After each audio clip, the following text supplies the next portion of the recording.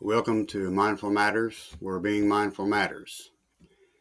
Here's a excerpt of or a video um, recently posted on the case where the sheriff killed the judge. There's a lot come out, and the big problems there. And this right here is one of the reasons why I pretty much lost faith in the systems. It's the trust is just fading away here. Here, let's check this out. So when a longtime Kentucky judge was shot to death last September in his own chambers, it was hard to believe that the gunman was the sheriff of that very county. I still can't believe it when I say it. The sheriff, the acting sheriff, shot the acting judge. That's the sheriff right there. That's his mugshot. Sheriff, his name is Sean Mickey Steins. He shot the judge, who's named Kevin Mullins.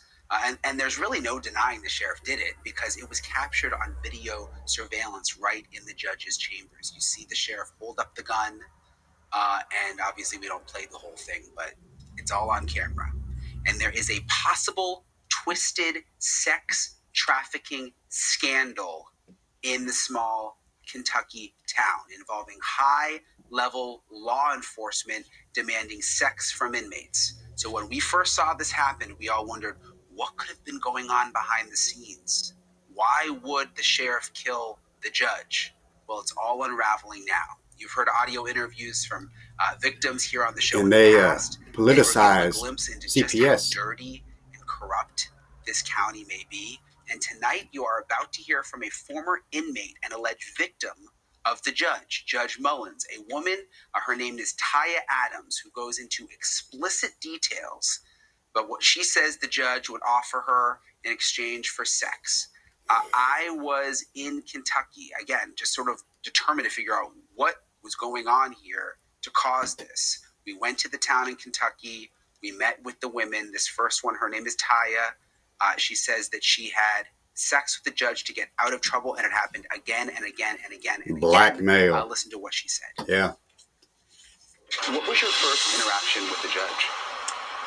I knew him before because my sister worked for the Commonwealth Attorney for a really long time. Like, I grew up in his office and stuff. So whenever he got elected to be Commonwealth Attorney, and we moved over into City Hall, and then Kevin was the assistant Commonwealth Attorney, and his office was like across the road from it.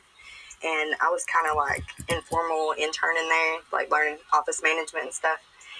And I went over to his office to learn how to take a deposition. And that was the first interaction that I had with him as far as the sex and stuff goes. What happened? I gave him oral with my shirt pulled down, and whenever we were done, he threw money in my face, told me to clean myself up, and reminded me that I knew better than to tell my sister. And what was his job at that time? Assistant Commonwealth Attorney.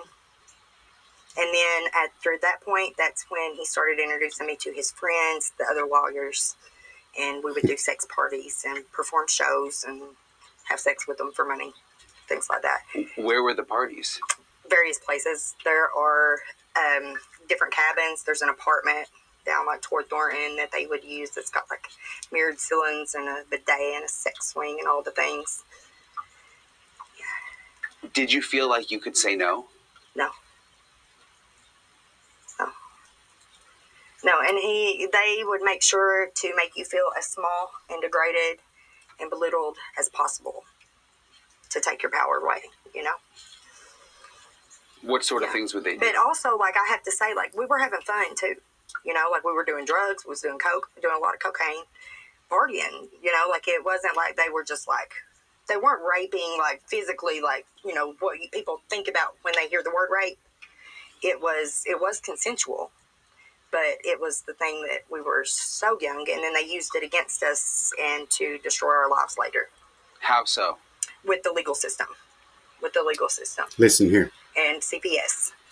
Systematically removing your whole life, piece by piece. See, it's... Did they ever tell you that you couldn't I'm say losing anything? faith and trust. Yeah. Yeah. In these I mean, that was systems, these just a given. programs, I'm telling you, And like, who would believe you it know, anyway? given my Because situation, the whole you town's know, doing it's it. You know, nobody cares. They're all swingers. I'm on guard. It's all a big party to them. It was just like so normal.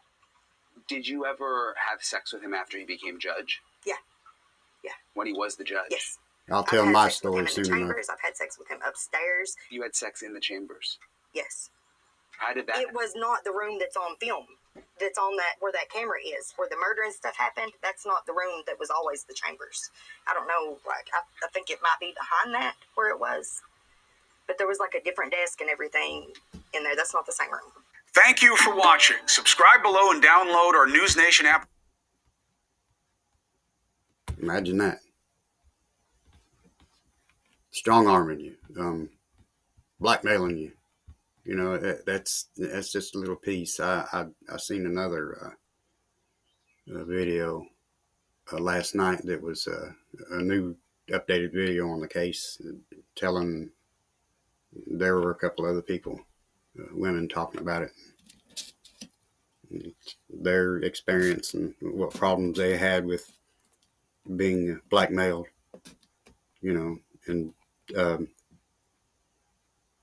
charges that could be put on them if they didn't cooperate, and